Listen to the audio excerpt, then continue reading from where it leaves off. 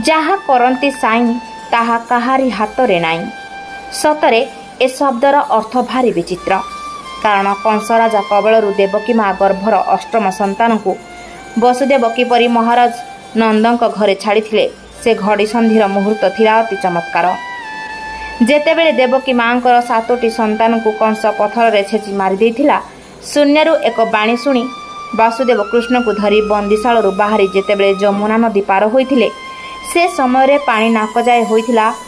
सेठी वासुदेव कहिले, रे कुमार तोते ही तू ही रक्षा कर। तेणु भगवान श्री कृष्ण गंगा को निर्देश देवा मात्रे माँ गंगा 2 भाग हो जाइथिले। इंद्र वृष्टि करने जोगु बसुकी निज फणारे छत्र करी आबद्ध करी रखिथिले।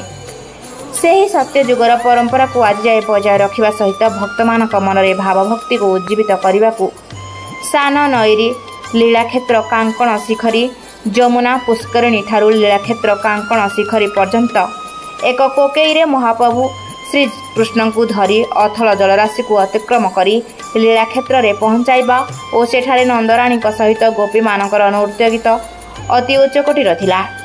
एथिरे ग्रामर समस्त ग्रामवासी समेत बहुत भक्त सहयोग करथिले। चिलिकारु संग्राम रणक रिपोर्ट प्रयाग खबर।